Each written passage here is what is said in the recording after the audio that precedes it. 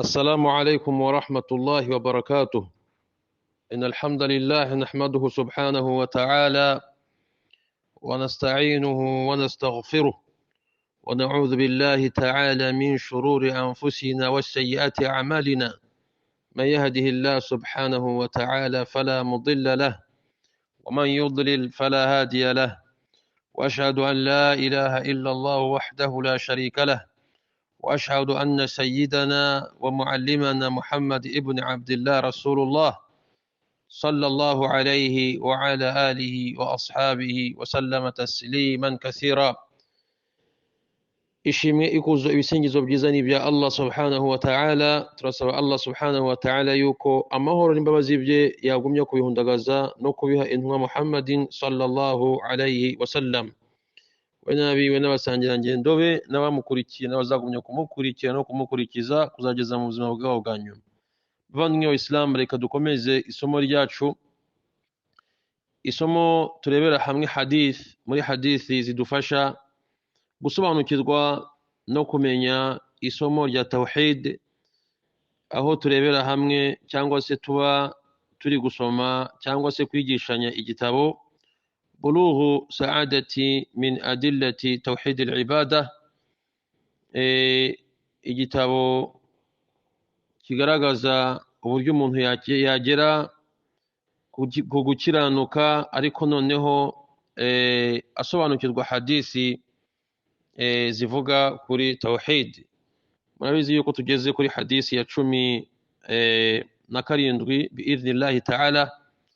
Ni igikorwa cyiza tugomba gushimiraho Allah subhanahu wa ta'ala, tunazirikana ko izi hadisi tugomba kuzizirikana no kuzisubiramo no kuzisobanukirwa. Allah subhanahu wa ta'ala arahambaye, niyo yakwakirira hadisi imwe gusa ukayimenya ukayisobanukirwa muri tawhid ukayikurikiza, ndakeka ni ikintu cyaba gihambaye imbere ya Allah subhanahu wa ta'ala. Turi mu muryango rero ugaragaza yuko babu al-khaliq huwa al-mustahiq lil-ibadati duna al-makhluq. Ni umuryango ugaragaza yuko Allah subhanahu wa ta'ala we waremye niwe ukwiye guharirwa amasengesho, ntabwo ibiremwa bifite uruhari mu masengesho. Bavandimwe b'Islam, twabonye yuko ikijyanye na tawhid, iri ni ryo somo intumwa zose zabaye kuri iyi si zije kwigisha abo zari zaratumweho ko abantu bagomba kumenya Imana Allah subhanahu wa ta'ala, bakayisobanukirwa bakayiharira amasengesho. Ni isomo rero ryiza, tushishikariza abantu kurikunda no kurimenya no kurisigasira no kurivuganira aho baba bari hose. Kubera ko ushaka gukurikira intumwa nawe agomba kwigisha tawhid cyane. Usanga abantu rimwe na rimwe bigarukaho abantu kwigisha buri gihe buri kanya tawhid, amasomo amwe. Uzabona ateye gutyo uzamenye yuko ari kujya mu murongo mwiza w'intumwa z'Imana Allah subhanahu wa ta'ala, nkuko twabibonye.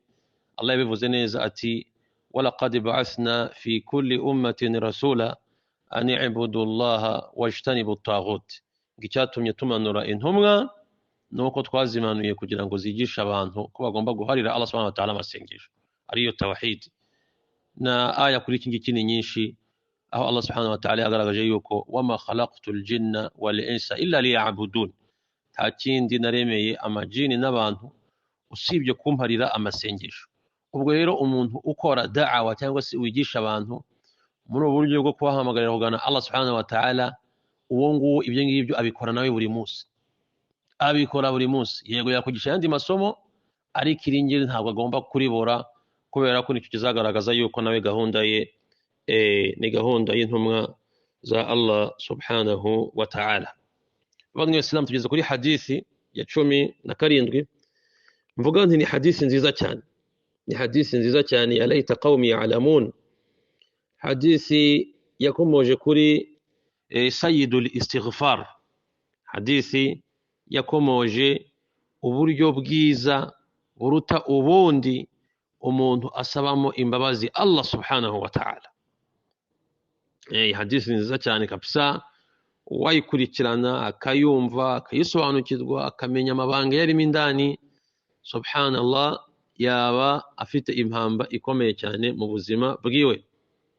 Utangiye rero biidhnillahi tuyisome, noneho tuninjire turebe ibisobanuro byayo byimbitse, wenda byatugirira akamaro. وعن شداد ابن أوس رضي الله عنه عن النبي صلى الله عليه وسلم أنه قال: سيد الاستغفار أن تقول: اللهم أنت ربي لا إله إلا أنت خلقتني وأنا عبدك وأنا على عهدك ووعدك ما استطعت أعوذ بك من شر ما صنعت أبوء لك بنعمتك علي وأبوء لك بذنبي فاغفر لي فإنه لا يغفر الذنوب إلا أنت.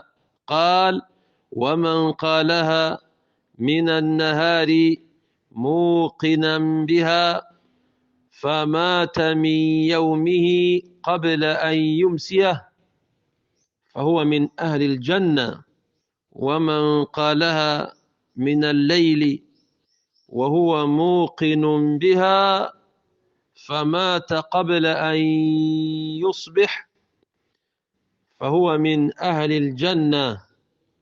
أخرجه البخاري. في حديث يا شدادي من أوس يكون يكون إيمان محمد صلى الله عليه وسلم إيمان إتي سيد الاستغفار uburyo bwiza burenze ubundi mu gusaba Allah subhanahu wa ta'ala imbabazi. Nuko umuntu yavuga ngo Allahumma anta rabbi, ya Allah ni weho muremyi wandemye, ni nawe murezi wanjye, la ilaha illa anta, nta wundi ukwiye gusengwa by'ukuri usibye weho, khalaqtani, warandemye, wa ana abduka, nanjye ndi umugaragu wawe, wa ana ala ahdika, nanjye ndi ku isezerano ryawe nagusezeranyije, wa wa'adika, nkaba nanjye ntegereje icyo wansezeranyije, ninubahiriza iryo sezerano. Turabigaruka mu kanya tubisobanure neza, ni ibintu byiza cyane. mastata'tu, uko bishoboye. a'udhu bika min sharri ma sana'tu, ndagusabye ya Allah ko wandinda inabi y'ibikorwa mba nakoze, ukabindinda ukabinjyana kure, ukabimbabarira sinzongere kubigwamo. abu'u laka bi ni'matika alayya, ndemera ntashidikanya yuko inema zawe kuri njye wari nyinshi, ndazemera. wa abu'u laka bi dhanbi, ndemera ibyaha byanjye yuko nabiguyemo cyangwa se mbigwamo. faghfir li, ndagusabye kumbabarira. fa innahu la yaghfiru dhunuba illa anta, ntawabarira ibyaha usibye weho. intumwa y'Imana iti: waman qalaha, uzavuga aya magambo, muqinan biha, ayemera atayafiteho ukuyashidikanya, famata min yawmihi, agapfa kuri uwo munsi. Ni ukuvuga ngo ni amagambo yavugwa muri adhkari za mu gitondo n'iza nimugoroba. Aramutse yavuze mu gitondo ba'da al-fajr, ni urugero, agapfa kuri uwo munsi mbere yuko bwira, ngo nguwo fahuwa min ahli al-janna, ngo azaba ari mu bantu bahe bo muri al-janna. waman qalaha min al-layli, uzayavuga no muri adhkari za nimugoroba ba'da al-asr mathalan, huwa muqinun biha, noneho ayavuze yamuvuye ku mutima ayemera atayashidikanyaho, famata qabla an yusbih, agapfa mbere yuko bucya, uvanga agapfa muri iryo joro, fahuwa min ahli aljanna, atonguwo azaba ari mu bantu bo muri aljanna. Iyi hadisi yakiriwe na Bukhari. Iyi hadisi rero reka tuyigarukeho mbere y'ibyo ari byo byose. Bayisilamu mwitega amatwi munungukamo inyungu nyinshi inshallah ta'ala. Kwanza, Shaddadi ibn Ausi radiyallahu anhu, n'umusangirangendo w'intumwa y'Imana Muhammad sallallahu alayhi wa sallam, ni Shaddadi mwene Aus mwene Thabit, bamwitaga cyangwa se yitirizwaga Abu Ya'la, abandi bakamwita Abu Abdurrahman. Yari mu bwoko bw'aba Ansari, abantu b'i Madina, mu muryango w'aba Khazraji, w'aba Najari, abo ngabo nibo yabarizwagamo. Aho yakunze gutura yamenyekanye ko yaratuye Hims, cyangwa se hariya Baiti al-Maqdas, ari naho bivugwa yuko yaguye cyangwa se niho yapfiriye, hariya za Palestine. Ni ukuvuga ngo bivugwa yuko yatabarutse mu mwaka wa 58 hijiriya, atabaruka afite imyaka hafi 75. Yari umusangirangendo w'intumwa y'Imana Muhammad sallallahu alayhi wa sallam, wagize ibigwi bitari bikeya, avugwaho mu buryo butandukanye, avugwaho ibyiza. Urugero,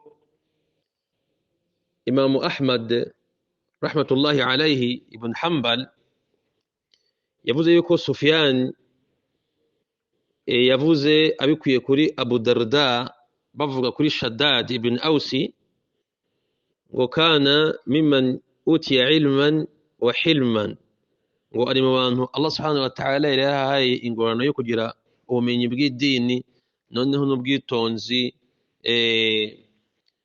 no koroha mu buzima busanzwe,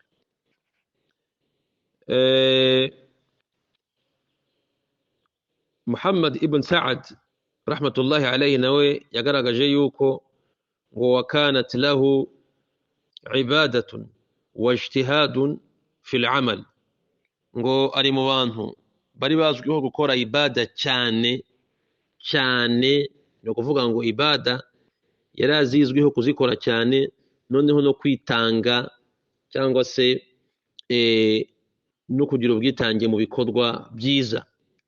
Ikindi kivugwa yarazwiho Shaddad, ngo yari afite ibintu bibiri yarazwiho cyane.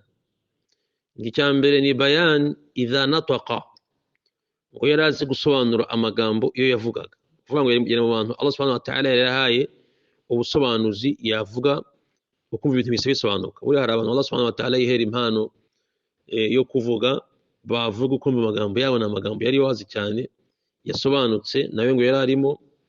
Ikindi yari yarahawe ni bikadhmin idha ghadiba, yari yarahawe kugira ubwitonzi iyo yarakaraga, yagiraga ubwitonzi akoroha, kandi ni sifa nziza y'abantu beza, nkuko muri surati Ali Imran byagaragaye. والكاظمين الغيظ والعافين عن الناس. Allah subhanahu wa ta'ala yerekanye ko mu bantu beza akunda harimo ba bandi butsa bakoroshya igihe barakaye cyangwa se barakajwe, ugasanga hari uburyo bafata imijinya yabo, tabaye muri ba bandi iyo barakaye bangiza, kandi bakababarira abantu bakirengagiza ibibi by'abantu bakorera. Uyu nguyu rero nawe yararimo yari muri abo ngabo iyo barakaye babasha gufata imijinya cyangwa se umujinya wabo. Mucamake rero uyu niwe Shaddad ibn Aus, umusangirangendo w'intumwa y'Imana Muhammadin sallallahu alayhi wasallam. Abantu bajya bakunda ilmu, hari igihe kumva ngo umuntu yitwa Shaddad, ariko wenda iryo zina rye barikwiye kuri uyu nguyu Shaddad ibn Aus.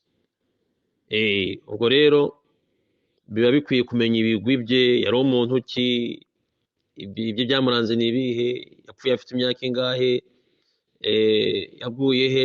Ubu ni ubumenyi nk'uko twabivuze bwisumbuye cyangwa se bundi umuntu yakenera ku muntu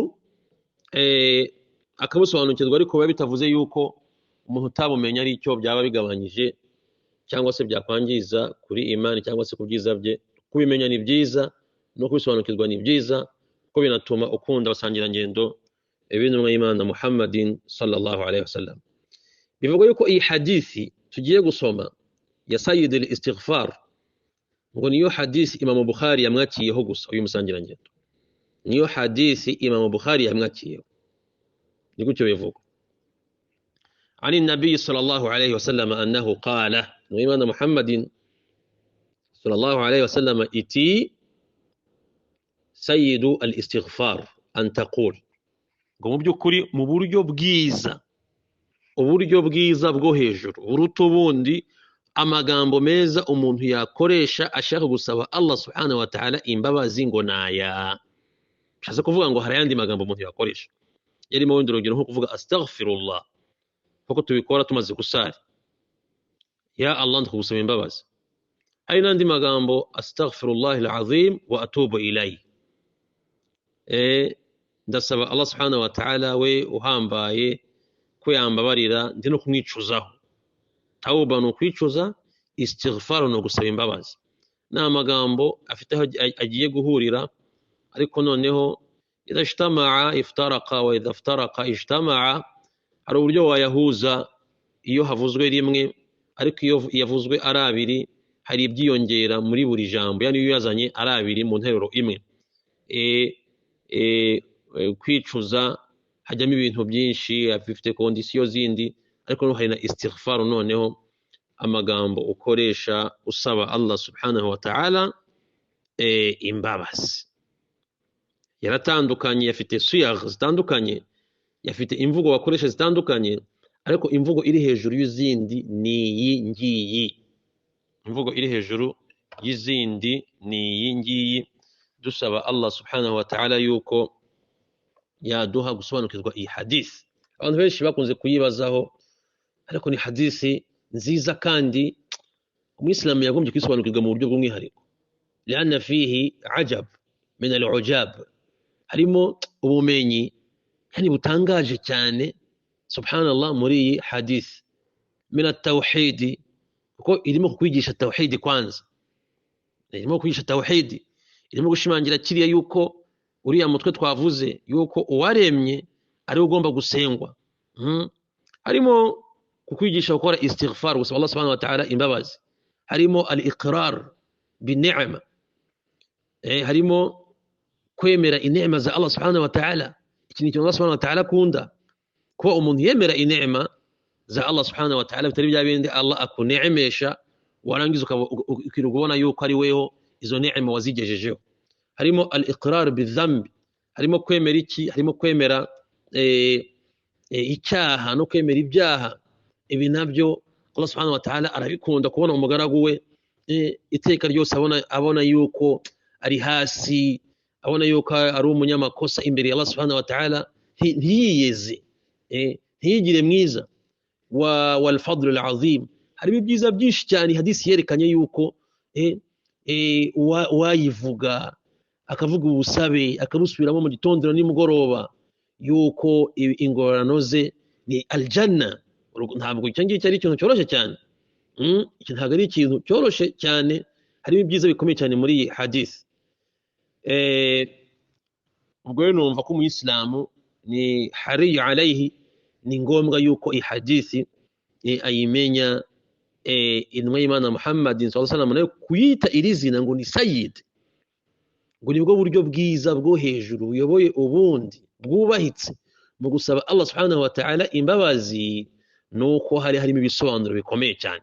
Buriya hari amaduwa dusoma ugasanga tuyanyuzeho turigendeye, ariko ya ma'shara al-muslimin, bavandimwe b'Islam, tuba tugomba gutuza cyane cyane ku bumenyi nk'ubu ngubu.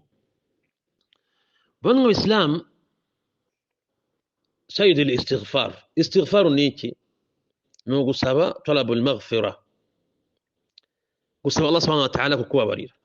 Wal istighfar, gusaba Allah subhanahu wa ta'ala imbabazi, awsa' bab al-khair ba'da at-tawhid wal insanu la budda minhu.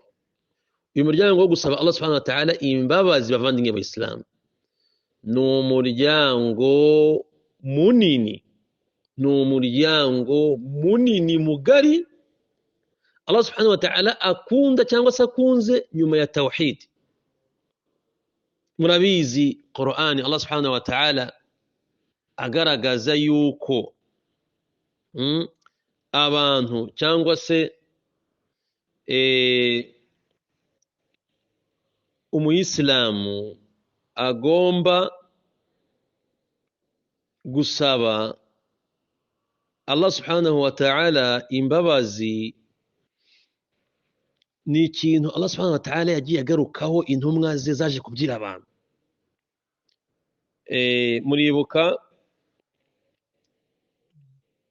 urebye na surati Hud aya ya 3, intumwa ngiyo zazaga kubyira abantu, zikareba ibibazo abantu barimo, zikareba agahinda abantu bari kunyuramo, zikareba inzitizi n'ingorane zarababyiraga ziti wa anistaghfiru rabbakum thumma tubu ilayhi yumatti'ukum mata'an hasana ila ajalin musamma wa yu'ti kulli dhi fadlin fadlahu wa in tawallaw fa inni akhafu alaykum 'adhaba yawmin kabir. Allahu akbar. Iyi aya ubwayo ni aya ikomeye cyane twereka fadla za istighfar, ngo wa anistaghfiru rabbakum. Icyo ndi kubabwira, ibyo ndi kubasaba, nyuma yuko mwemeye Allah subhanahu wa ta'ala mukamumenya, ni mumusabe Allah subhanahu wa ta'ala imbabazi, mumusabe kubababarira. Allah arababarira. Thumma tubu ilayhi, munamwicuzeho. Bavandimwe b'Islam, abantu dufite ibyaha, Allah subhanahu wa ta'ala tubabarira. Abantu turi abanyamakosa, Allah subhanahu wa ta'ala aduhishira tugirire impuhwe. Allah subhanahu wa ta'ala aduhishira tugirire impuhwe, abonye kudukorera sitra. Ni nabyo bibazo ubona bigenda bituzenguruka, ibizazane bidashira. Hari abantu bafite ibyaha ku buryo no kubisobanura biteye ubwoba. Hari umuntu uri kwibaza, ariko uyu muntu azi ko ari ku isi, azi ko Imana yamuremye, azi ko ejo azagera imbere y'Imana, kuki yamaze kwambarira guhangana na Allah subhanahu wa ta'ala mu buryo bumwe cyangwa ubundi? Hari abantu kabisa baziruye ibyaha, ubona ibyo ngibyo ntacyo bibabwiye, ahubwo noneho bakanarenga kuzirura ibyo byaha, bagatangira kuvuga uko kuzirura babishigikira baziruyemo ibyo byaha. Kubona umuntu ni umushirikina ntacyo bimubwiye abivugira. Kubona umuntu yaretse swala mutlaq, nta nicyo bimubwiye, nta nicyo bimuhangayikishijeho, ntacyo bimubwiye.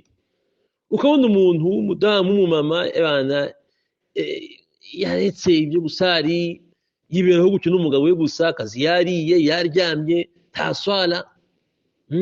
Ukabona abana b'abakobwa bakuyemo hijabu, ntacyo bibabwiye, yiyambariye cyo pantaro ke, yani biraho akanabivugira. N'ibindi byaha byinshi, riba abantu bakabivugira, ubusambanyi abantu bakabuzurira bakabivugira, kubeshya abantu bakabizurira bakabivugira, n'ibindi byaha Allah subhanahu wa ta'ala yanga, kubunza amagambo, guteranya abantu, kuzana fitna mu bantu, yani ibintu byinshi. Noneho ibyo ni ibyaha bikuru. Wajya kureba twaha dutoya tw'abantu tworoheje, ugasanga byo ni ibindi bavandimwe Islam.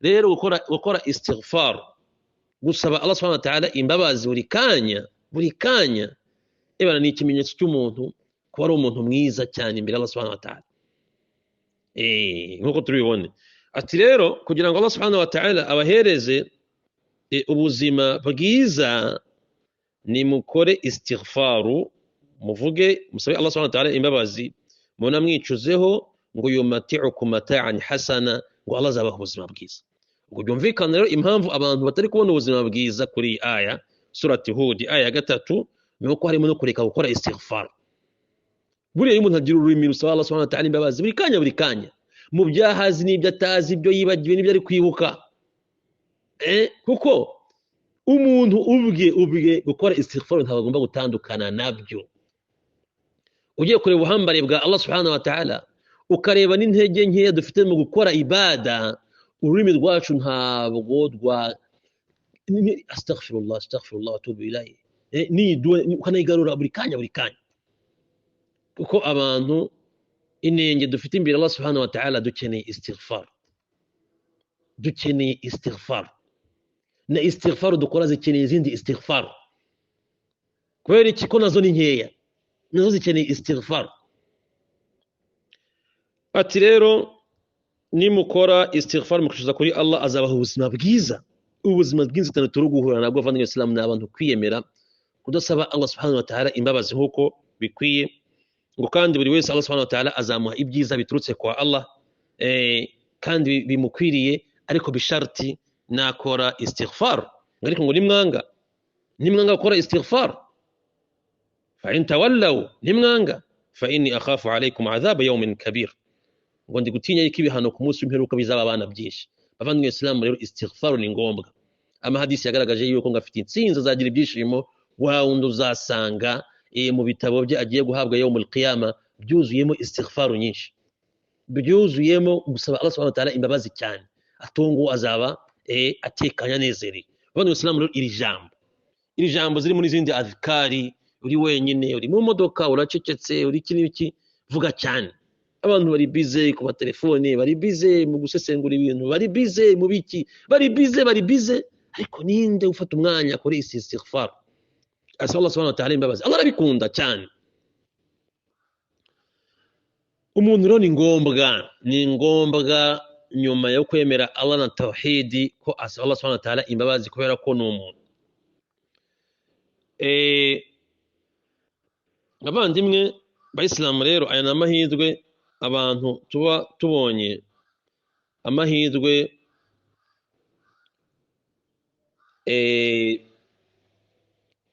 yo kwibukiranya kino kintu Allah subhanahu wa ta'ala aragikunda hari hadisi dukomora kuri Abu Dharr yakiriwe na Imamu Muslim aho Allah subhanahu wa ta'ala atwibyirira twebwe abagaragu be ngo ya ibadi bagaragu banje innakum tukhti'una bil-layli wan-nahar wa ana aghfiru adh-dhunuba jami'a fastaghfiruni aghfir lakum bagaragu banje mu byukuri mukora ibyaha mukora amakosa amanwa nijoro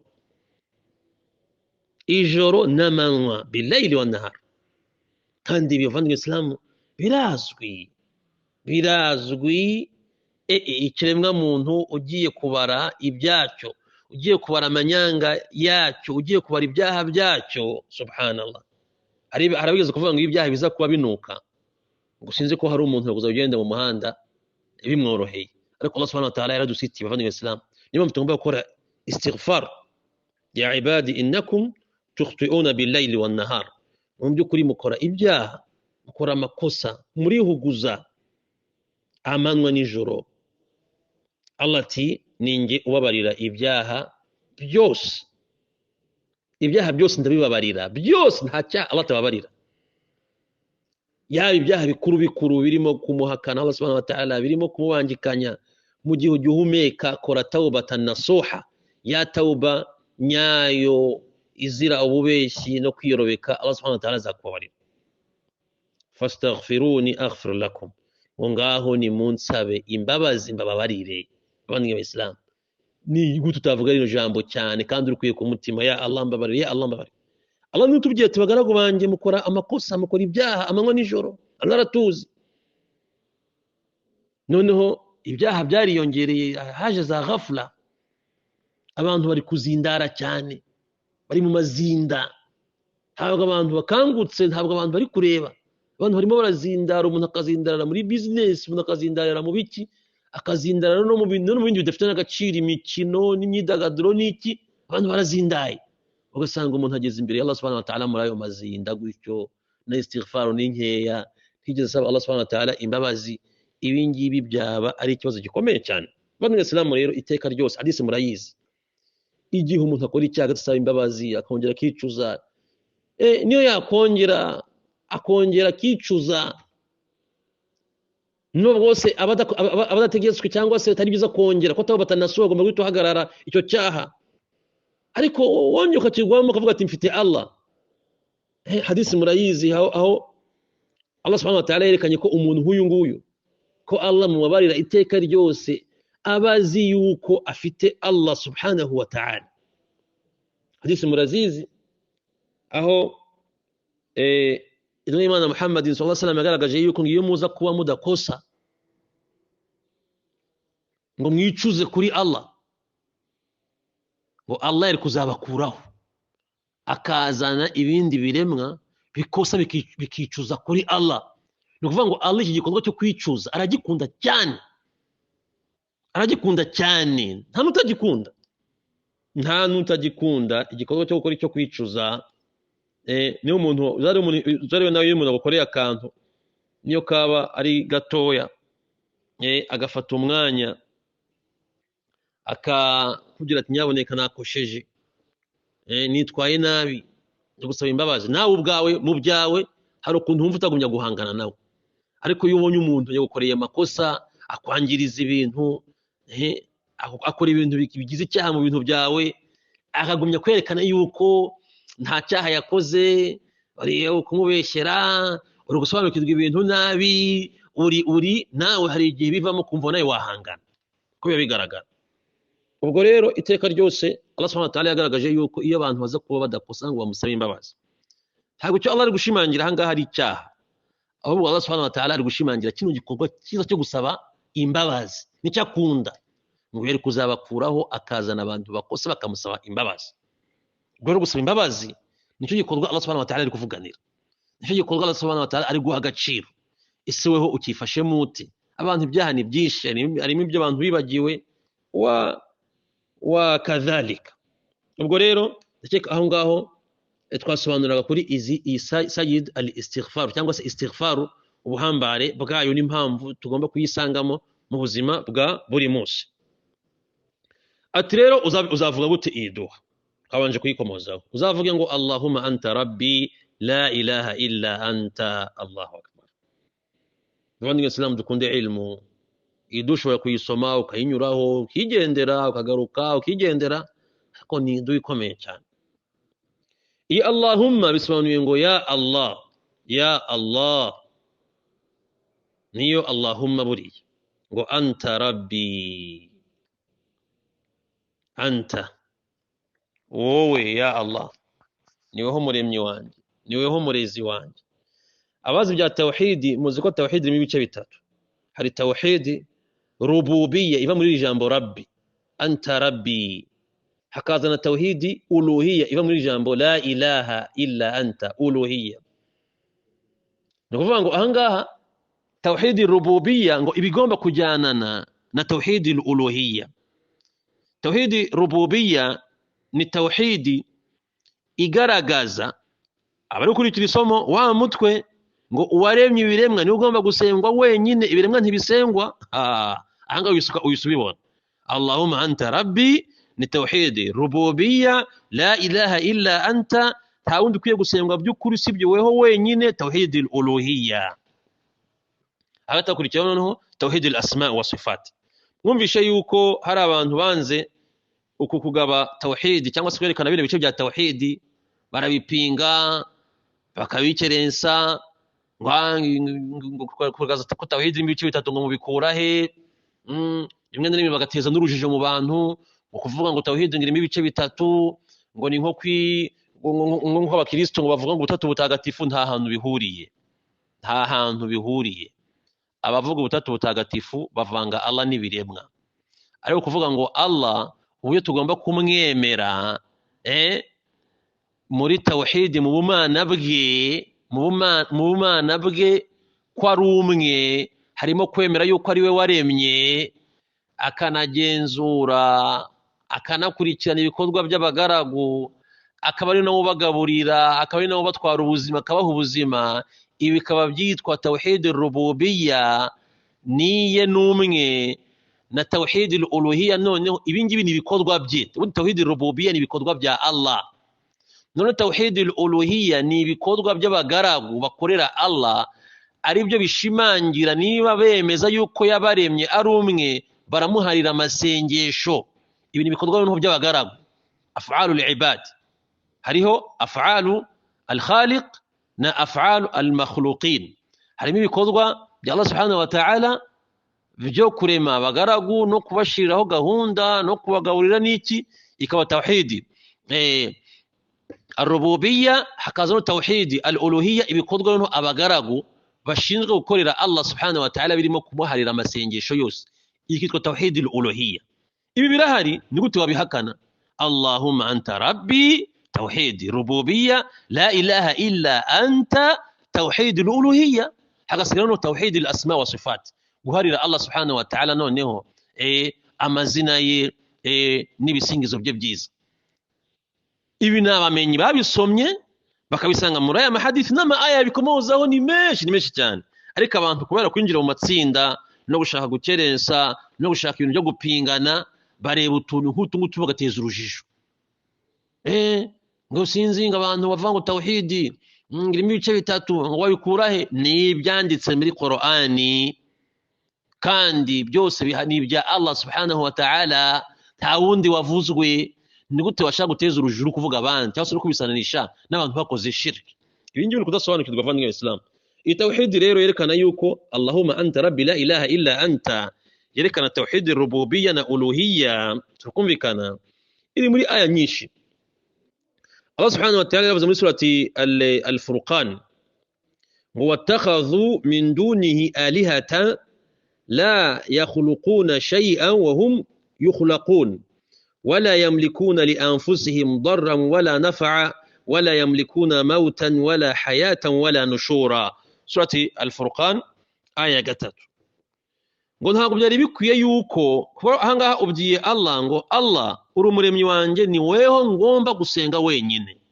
Ntabwo umuntu agomba gusenga ikiremwa icyo ari cyo cyose, uko cyaba gifite ubuhambare ubwo ari bwo bwose, uko cyaba kiri cyiza uko ariko kose, yewe niyo cyaba cyariyegereje Allah uko ariko kose, yaba ari intumwa nka Muhammadin sallallahu alaihi wasallam, cyangwa Yesu alayhi salatu wasalam, cyangwa Musa alayhi salatu wasalam, cyangwa Ibrahim alayhi salatu wasalam, cyangwa Nuhu alayhi salatu wasalam, cyangwa abamarayika,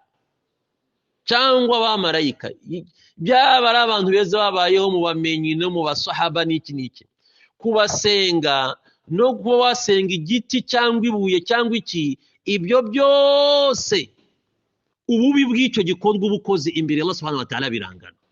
Nta tandukanyirizo riri hagati y'umuntu gusenga intumwa no gusenga igiti cyangwa gusenga ibuye.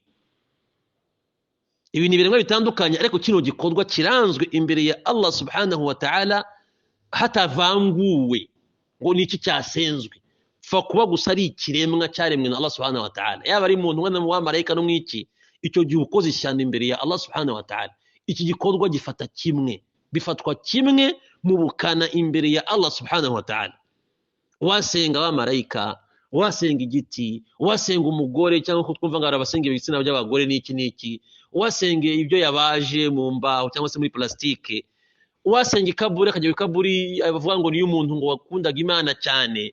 Ibi byose Imana ibyanga urunuka kubera ko no kuyibangikanya, byose ni kimwe. Umuntu abangaba abagomba kuberekera ko bakoze amahano mu buryo bumwe.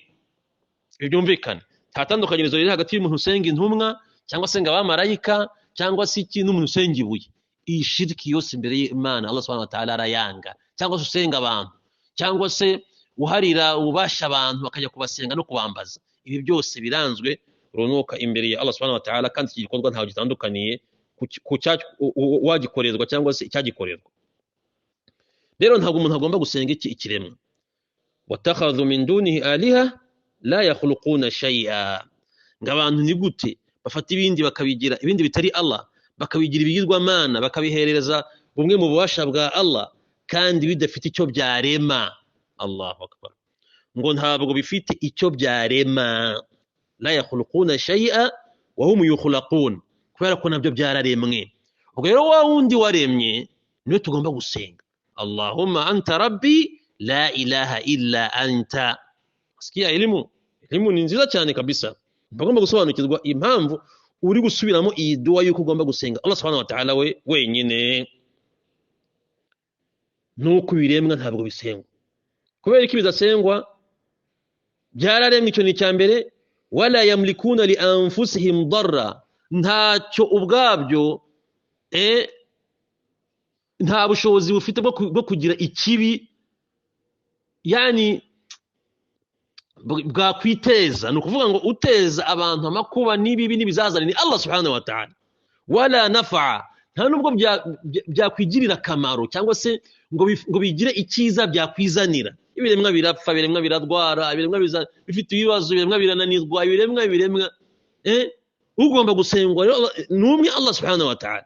Ko ibiremwa ibizazane bibigeraho ntacyo byakwimarira. Tubona ibiremwa biradwara, abantu bose ngo barwaye, abandi ngo bagiye kwivuza, abandi ngo bimeze gutya, abandi ngo bapfuye, abandi nuko nyine ari ibiremwa nyine. Ibiro ntabwo byemerewe gusengwa.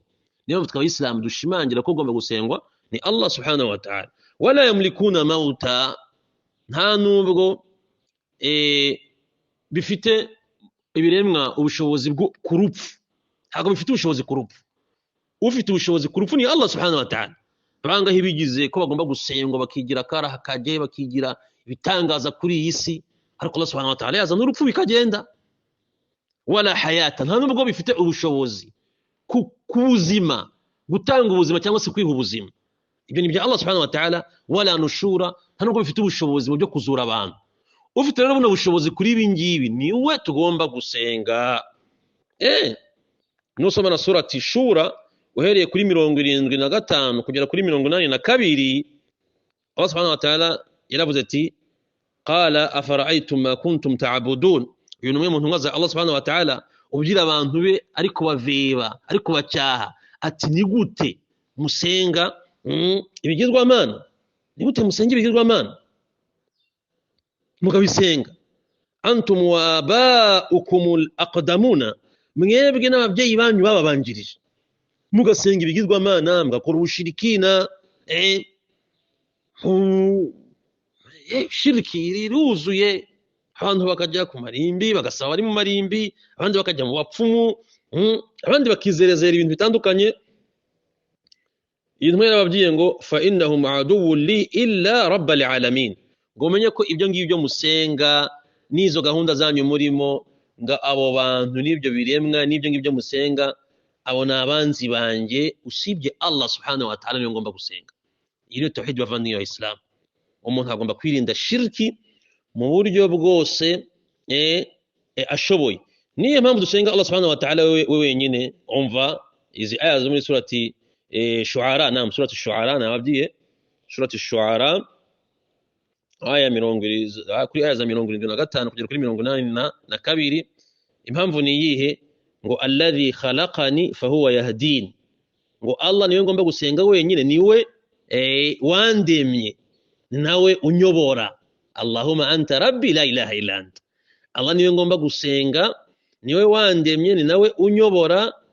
Walladhi huwa yut'imuni wa yasqin, niwe umpereza amafunguro akayimpereza n'icyamara inyota, icyo kunywa. Niwe umpereza icyo kurya n'icyo kunywa. Nta muntu, nta kiremwa gifite ububasha yaba icyari cyo cyose. Abantu birirwa basenga Yesu, ariko ibingibi ntiyabishobora. Ibingibi ni umwihariko wa Allah subhanahu wa ta'ala. Allah nutanga amafunguro, ni nawe ukiza abantu, niwe ubahereza icyo kunywa. Ngo wa idha maridtu fahuwa yashfin. Allah niwe nsenga wa wundi iyo ndwaye niwe unkiza akampa umuti.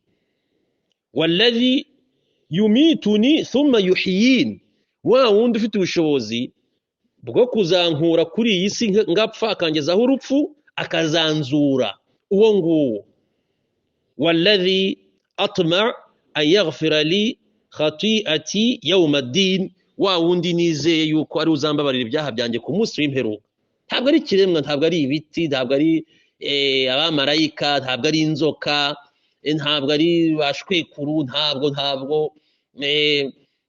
ari za nyabingi ntabwo ari bya gakondo ntabwo ari iki ni Allah subhanahu wa ta'ala niyo mpamvu anga turi kuvuga ngo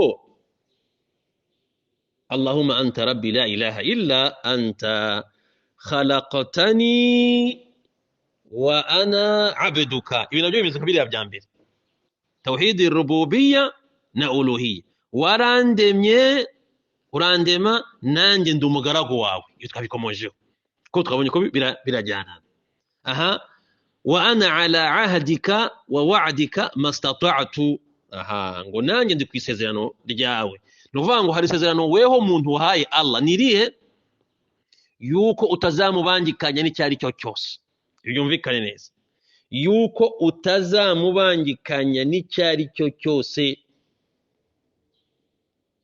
byumvikane neza iri ni isezerano wahaye Allah subhanahu wa ta'ala yuko utazamubangikanya n'icyari cyo cyose kubera ko wamaze kwemeza ruguru hariye yuko niwe wakuremye niwe yaguhanze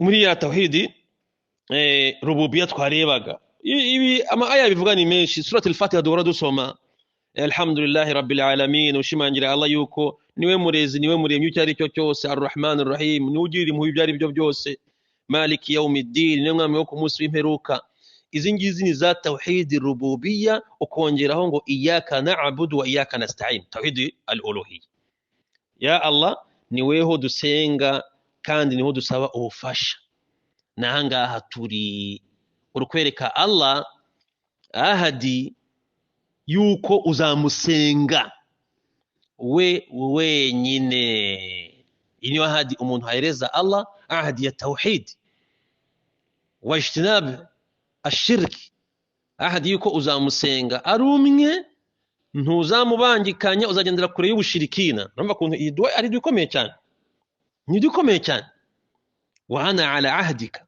ndi kuri ahadi yawe iyo ahadi na Allah yakunze kuyigarukaho surati yasin alam a'had ilaykum ya bani adama alla ta'budu ash-shaytana innahu lakum aduwwun mubin wa an i'buduni hadha siratun mustaqim rumva surati yasin aya 66 na rimwe ati sinabahaye isezerano yemwe bantu bene Adamu muramenye ntimuzakore shiriki iyo ari yose ngo musenge shitani kubera ko ari umwanzi wanyu ukomeye ahubwo muzansenge ndumwe ngiye niyo nzira igororotse iyi niyo ahadi noneho iyi ahadi igendana n'iki igendana n'ibindi bikorwa byiza iyi tauhidi igendana n'ibindi bikorwa byiza birimo iswala zaka birrul walidain biri bikorwa byose byiza nubikora wabanje iriya ya tauhidi hari icyo wayisuvuga wa ana ala ahdika wa wa'dika noneho wa'di angaha ni cya kindi Allah yakwemereye abize mu hadisi Allah subhanahu wa ta'ala ati ukuri mugomba kumuha nuko musenga mutamubangikanyije nawe azabahereza iki azabaha aljanna niyo wa'd iyi niyo wa'd nimukora biriya mukabyubahiriza tauhid n'ibindi bikorwa byiza Allah nawe wa'di isezerano namwe yabemereye iri mu byubahiriza ni aljanna ubwo byumvikane neza rero nutandukana rya sezerano ukajya mu bushirikina ntukora iswala ntubahiriza ibyo Allah yagutegetse noneho icyo gusezeranyije ni ikihe ni umuriro wa jahannam niwitwara nabi ariko niwitwara neza ukabizirikana ntabwo Allah azigera isezerano rye akora iki arihindura ariko noneho hangaha Rasul yongeye ati mastata'tu uko mbishoboye ibi ngibi birazwi yuko icyo Allah subhanahu wa ta'ala yadutegetse cyangwa se dusaba nuko umuntu agikora bigendanye n'ubushobozi bwe ibi nibyo Allah subhanahu wa ta'ala yerekanye yuko afite korohera Allah subhanahu wa ta'ala yorohereje abagaragu be ntabwo bashira ibintu bikomeye. Aya turazizi, ahangaha harimo no kwemera yuko umuntu ari umunyantege nkeya, kuko hari ibyo afitiye ubushobozi, hari ibyo atafitiye ubushobozi. Allah yaravuze ati fattaqullaha masata'tum, mujye mutinya Imana uko mubishoboye. Nawe rero iriya sezerano uzaryubahiriza uko bishoboye. Irya mbere rya tawhidi ryo ebana ni ngombwa, ugomba kuryubahiriza uko warishoboye, kwemera Allah subhanahu wa ta'ala ntumubangikanye. Noneho biriya bindi bijyana nabyo ugomba kubikora bijyana n'ubushobozi bwawe. Niba Allah yaragutegetse gusari uhagaze, ejo wenda ukaba Allah kurinde ukaba wagira na accident cyangwa ukadwara, none ugomba gusari wicaye, niko ushoboye, ariko ugomba gusari, ntabwo wabireka, ugomba gusari uko ushoboye. Na hadisi ni nyinshi sallallahu alaihi wasallam yaravuze ati ma nahaytukum anhu fajtanibuhu, ibyo nabategetse mujye mubireka byose completely, muhite mubihagarika. Wama amartukum bihi fa'atu minhu masata'tum, ariko noneho ibyo nakoze iki, ibyo nabategetse mujye mubikora uko mukoze iki, uko mubishoboye. Ibi ngibi ndakeka biri gukora iki, biri kumvikana. Vandimwe Islam, urumva uburyohe bw'aya magambo umuyisilamu aba agomba kuzana buri mu gitondo, buri nimugoroba. Ariko noneho impamvu turi kwiga kugira ngo usobanukirwe ubuhambare bw'iki kintu, kugira ngo usobanukirwe ubuhambare bw'iki kintu. Tugeze ku gika cyangwa se interuro ivuga iti a'udhu bika min sharri ma sana'tu, a'udhu bika min sharri ma sana'tu. Urukubwira Allah subhanahu wa ta'ala yuko ya Allah nkwikinzeho ngo ndinde inabi y'ibikorwa byanjye nkora. Bani Islam, urumva umuntu yani ari kwishira imbere ya Allah nk'umunyamakosa mu buryo bw'aya magambo bwiza cyane. Nigute Allah subhanahu wa ta'ala atakubabarira? Nigute Allah subhanahu wa ta'ala impamvu bavuze uvuze aya magambo bikuye ku mutima? Nigute Allah subhanahu wa ta'ala ataguhije uvuze aya magambo yuje tawhid muri ubu buryo? A'udhu bika min sharri ma sana'tu, ngo yata'awadhu al-muslim min sharri nafsihi alladhi sana'ahu. Umuntu afite hari nabi biri ku mutima, ibikorwa yewe kugafilika, kuzindara, umunyantege nkeya, ibyaha yivurugutamo n'ibyo ativurugutamo, ibyo yibuka n'ibyo atibuka, umuntu bagomba kugororera amagambo. Muranabizi umuntu kwishiraho ibyaha cyangwa se kugaragaza yuko ari umunyabyaha. Intumwa y'Imana Muhammad sallallahu alaihi wasallam iyo hagararaga kuri mimbar agiye kwibutsa abantu muri khutuba, yaravugaga ati wa na'udhu billahi min shururi anfusina wa min sayyiati a'malina. Turasaba Allah subhanahu wa ta'ala hahandi a'udhu bika min sharri ma sana'tu.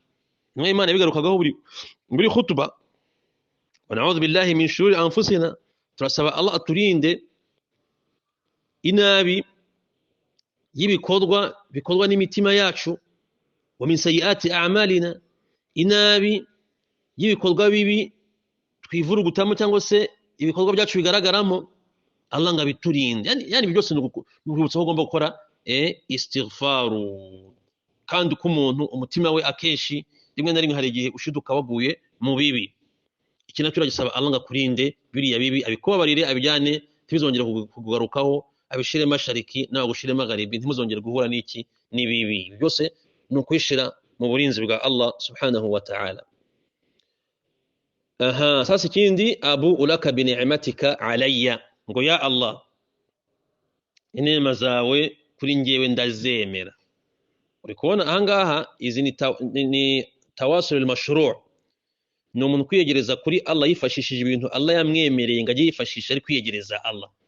Mu kwiyegereza rero kuri Allah biba byiza umwiyegereje uri kwerekana yuko uri umunyantege nkeya, uri umunyabyaha, none ukanamwiyegereza uri kwerekana yuko inema urazibona. Bani Islam, hari abantu turwaye ubudwara Allah subhanahu wa ta'ala adukiza abitujyane kure, indwara zo kugaragaza gusa ibibazo muri iyi minsi.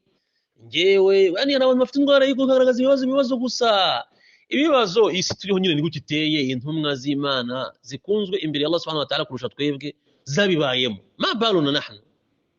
Rero umuntu agomba kugira umuco wo kugaragaza inema imbere ya Allah subhanahu wa ta'ala, ntagire umuco wo kugaragaza gusa ibitagenda neza.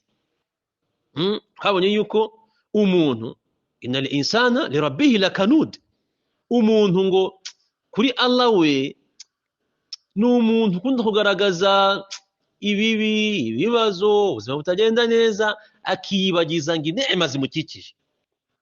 Nabyuka bimeze bite? Wapi, muri iyi minsi byaranze kabisa, akazi urabona, kandi yariye, yahaze, arambaye, ntarwaye. Hari abantu bari mu bitaro, hari abantu bari gupfa, hari abantu bari mu maksida, hari abantu bafite ibibazo bizazane.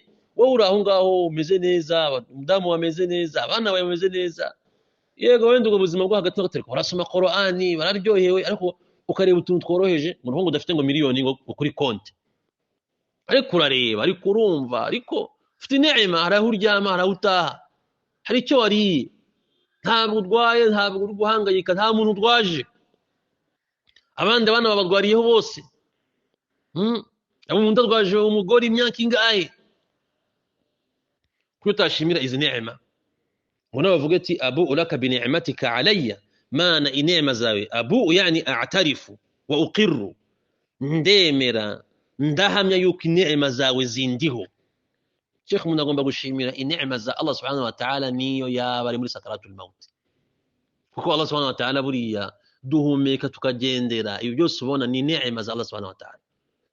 Inema za Allah subhanahu wa ta'ala azituvanyeho ibyaba biteye ubwoba. Kuko Allah arahambaye cyane.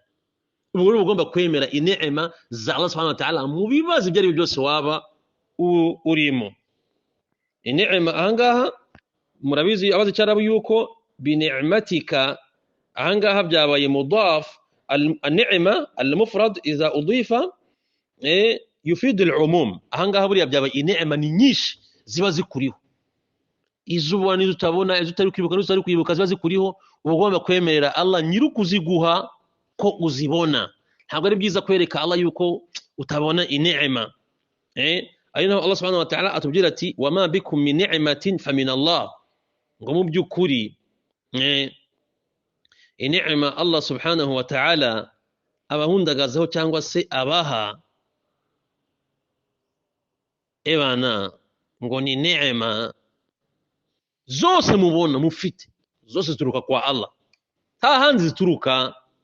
Murabizi aho Allah subhanahu wa ta'ala yagiye agaragaza yuko abantu ni ibiremwa bitangaje cyane. Allah arabirema, ari ubyiremeye bikajya gusenga abandi, akabiha amafunguro bikajya gushimira abandi. Ati abantu rero ni ibiremwa biteye ubwoba, kandi ni gutyo bimeze. Umuntu rero agomba kwereka iki? Kwereka Allah subhanahu wa ta'ala yuko izi neema azibona. Allah subhanahu wa ta'ala muri surati Nahl ati wama bikum min ni'matin famin Allah. Izi neema zose mufite mujye mumenya yuko zaturutse kwande? Kwa Allah subhanahu wa ta'ala. Wa abu'u laka bi dhanbi, no muri riwaya zindi wa abu'u bi dhanbi, byose wabikoresha no kuvuga ngo byose biremeye, kubera ko riwaya zagiye zitandukana.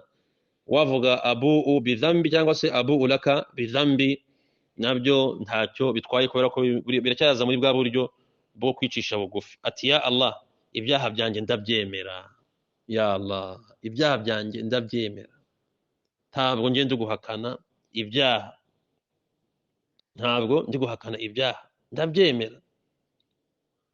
Bavandimwe Islam, ubu ni uburyo Allah subhanahu wa ta'ala, ngo Allah akunda kubona umugaragu we yamugarukiye ari gusaba zino mbabazi.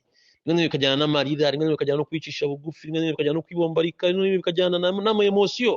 Uri wenyine mu cyumba wakoze icyaha, warabizi hadithi ngo nta mugaragu wanjye ngo uzakora icyaha agatawaza hariya.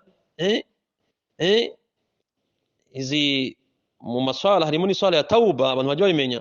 Umugaragu ntabwo yakora icyaha agatawaza akajya kumusara akandirira ngo mubabarire, gasayira kebyiri, usibye ko mubabarira, kibombarika ukavuga ya magambo, ukarira Allah ubikuye ku mutima, ufite ikimwaro, ufite agahinda, utinya kejo yanze kubabarira yaguhana.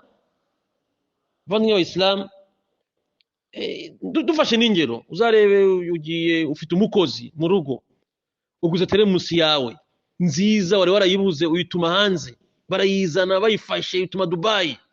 Hari abantu bakunda ibintu, bakiyigeza iwawe uyimaze kwimweramo icyayi cya mbere cya kabiri, umukozi cyangwa se umwana agahita yimena. Yarakuruhije, wari umaze imyaka 2 uyishaka ngo bwa bwoko kugira ngo ni Dubai niho ziri. Urwo n'urugero utanze ku bantu, wallahi mathalul a'la. Allah afite ingero zo zirahambaye. Akayimena, akaza yibombaritse ariko kubwira ati bana ya teremusi subhanallah ndayimenye, ukabona atangiye kurira, ukabona agize agahinda. Nawe byanze bikunze iyo uri umuntu ugifite umuntu emosiyo ziraza, nawe ukavuga ati basi nta kibazo we kugira agahinda. Papa dadi ya teremusi mbabarire, sinzirancitse ndanyereye iki, urumva anga nawe uri umuntu avuga ati tuzatuma iyindi, namaze kubona hiri ibiki n'ibiki tugira ikibazo. Ariko iyo kumeneye teremusi yaraguhenze, warayitumye mu ndege ibiki n'ibiki, akaza ari kugira andi magambo, ngo cyage teremusi cyawe ngo ngiye ngo mve ndi ngahariya ngo mbona ngo kikubise hasi. Hari igihe by'umukorera Allah niwe wenyine ubizi, kubera agahinda n'iki nawe uburakari n'iki ushobora gukora ibindi bintu bitari byiza. Niyo mpamvu rero kwemera icyaha ubundi ni fadila. Kwemera icyaha ni fadila, ni n'uburyo butuma ubabarizwa vuba vuba. Ndakunda kwigisha abantu, hari yana magambo bajya bakunda kuvuga ngo magic words, yana magambo meza y'imibanire hagati y'abantu. Turugire kuvuga ngo sorry, tuno tujambo thank you, ujambo kuvuga ati please, ujambo forgive me. Umuntu aragira mukandagiye umunyuzeho iki n'ibicyo tumujya ati bakabisa mbabarire bincizeho, hari yakubabarira sorry. Ariko uzacunga umuntu ukandagiye wari wihagarariye, cyangwa se uri ku murongo mugiye kwinjira ahantu kandi mwese mugomba kujya ku murongo, mukabona umuntu aje abaciyeho nta kintu ababwiye. Hari igihe nawe mutemwe murakara, ariko siko kibana no kutumira twe duhagaze ahangaha. Ariko uyu muntu aje sorry, urabona ndi kwibuta turi kwa muganga mfite akabazo, sorry please, agiye mubwira ati fadal genda. Aya magambo rero agiye turi kwimva muri ubu buryo, ariko na magambo yatuma Allah subhanahu wa ta'ala akora iki, ababarira umuntu. Abantu benshi rero bafite ingeso la yatarifuna bizunub. Hari ishobora kuza kubyira umuntu ba'dul a'wam mukore istighfaru, ariko sikuri istighfaru ariko sindusaba imbabazi ngo siyabaye cyo twakoze iki. Abangaba n'abantu batazi Allah n'ubuhambare bwe, n'abantu batazi umuntu niki, ikiremwa muntu niki. Kwemera ibyaha ni ikintu gikomeye cyane. Dufata urugero, umunsi umwe Abubakar Siddiq radiyallahu anhu yigeze kugira intumwa y'Imana Muhammad sallallahu alaihi wasallam ngo namwigishe dua azajya asoma mu iswala. Turabizi ko Abubakar Siddiq ni afdalur rajul ba'da al-anbiya wal mursalin. Abubakar Siddiq niwe mugabo mwiza nyuma y'intumwa n'abahanuzi wabaye hanga ku isi. Niwe mugabo mwiza nyuma y'abahanuzi wabaye ku isi. Yigeze kubyira intumwa y'Imana Muhammad sallallahu alaihi wasallam ngo nyigishe dua nziza najya nsoma mu iswala. Intumwa y'Imana mwishije dua ngo Allahumma inni zalamtu nafsi zulman kathira wa la yaghfiru adh-dhunuba illa anta faghfir li maghfiratan min 'indika warhamni innaka antal ghafurur rahim. Intumwa y'Imana yasomye ati ushaka gusoma dua nziza mu iswala nyikwigishe, ujye uvuga uti Allahumma inni zalamtu nafsi zulman kathira ila akhiri ad-du'a. Mana mu byukuri ngewe nahuguje roho yanjye nafsi yanjye ukuyihuguza gukomeye nkora ibyaha byinshi. Urumva uyu ni Abubakari umuntu mwiza nyuma y'intumwa n'abahanuzi. Arasura mwigishije mu iswala ngavuga aya magambo ko yahuguje roho ye ukuyihuguza gukomeye. Mabalu ana wa anta, bimeze bite ngewe hagati yanjye nawe? Mukubyo umuntu yakubye ati tusabe Allah subhanahu wa ta'ala imbabazi twicuze kuri Allah, ariko singo twicuze kuri Allah ngo nakoze iki, ngo ngewe ngo nose nakoze iki, ngo shimvuye gusarisi kabana muzaga muraze muri kuvuga ngo abantu ngo dusabe imbabazi kandi nyamvuye gusari ngeje muri sinafunze Ramazani.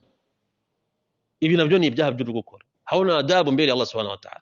Ukwitwara nabi ntabuze ubuhambare bwa Allah, nta nubwo uzi agaci yani ko uri kiremwa muntu. Ubu ugomba gukora istighfaru. Allah subhanahu wa ta'ala vanwe Islam atubabarire adushire mu bantu bazahoza ku ndimi zabo aya magambo. Mu gihe ugihumeka rimwe na rimwe ibyaha ntabwo musiganwa mu buryo uzi cyangwa utazi, mu buryo uzi cyangwa utazi. Rero ati ndemera icyaha cyanjye cyangwa se ibyaha byanjye, faghfir li fa innahu la yaghfiru dhunuba illa anta. Ngo ya Allah mbabarire, ya Allah mbabarire, ngo ntawe ubabarira ibyaha usibye weho ya Allah.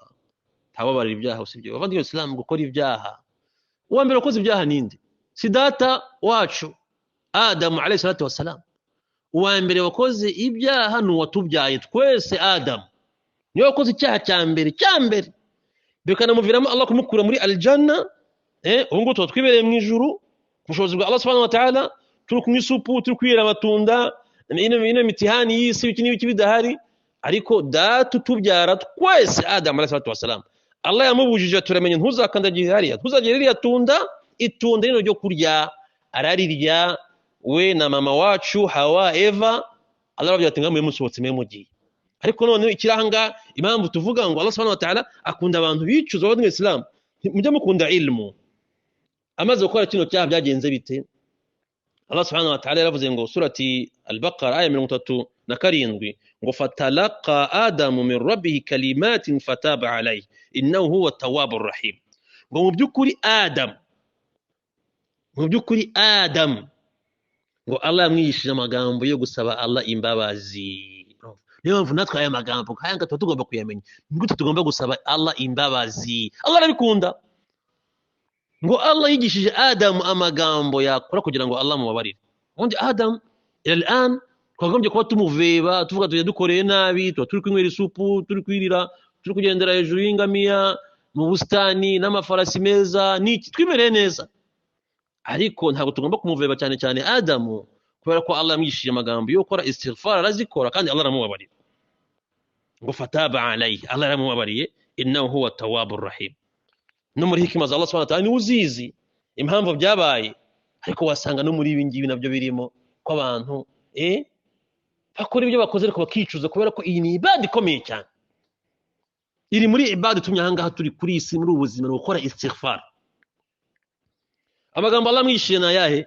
yagaragaye muri surati al-A'raf aya 23 Allah ngo ni tawwabur rahim arababarira yakira kwicuza kw'abantu Allah mwibiye ayahe magambo 23 surati al-A'raf qala Adam na mama wacu Hawa baravuze ngo rabbana zalamna anfusana mana yagasana twahuguje imitima yacu dukora icyaha wa illam taghfir lana wa tarhamna gusaba imbabazi nutatubabarira ngo tugirire impuhwe astaghfirullah hahandi lanakunanna min al-khasirin tuzamubanyagihombo udasaba Allah subhanahu wa ta'ala banyuislamu imbabazi azaba mu banyagihombo banyuislamu rero ndakeka iri somo ni somo ryiza cyane iyi hadisi ni hadisi nziza cyane subhanallah tutavugaho uburyohe bwayo ngewe nabonye ari uburyohe bwiza cyane ndi gutegura iri somo ariko noneho ikiza nuko Allah subhanahu wa ta'ala atubwiye ngo uzavuga aya magambo turabizi yuko gusaba Allah subhanahu wa ta'ala imbabazi umuntu bakomeje agahita ava ku cyaha kireka no gusaba agihumeka umutima wa kimuntu yakongera agasaba Allah subhanahu wa ta'ala imbabazi bikuye ku mutima uzavuga aya magambo iyi ni kado uburyo yateguye kuri mu gitondo ayakuye ku mutima agapfa kuri uwo munsi ngo Allah azatamuha aljana direct Allah ubwo aljana rega no kumwemera no gukora ibye ngo nuza yavuga mu ijoro byani baada al-asr agapfa muri iryo joro ngo Allah azatamuha aljana direct vange islam ya hadisi yake na Bukhari urumva atari ibintu byiza atari ikintu cyiza cyo twakagombye kwishimira nagerageje rero ubusabe hari n'abayisilamu bigeze gusaba yuko twabigisha tukavugaho twabwira yuko isomo rizaza ariko no munsi rero baribonye kadusabe Allah twishimire anatubabarire azana dushire mu bantu bazagumya kugaragara muri buno busabe no kubikoresha cyane wallahu a'lam wa sallallahu ala sayyidina Muhammad sallallahu alayhi wa sallam wa salamu alaykum wa rahmatullahi wa barakatuh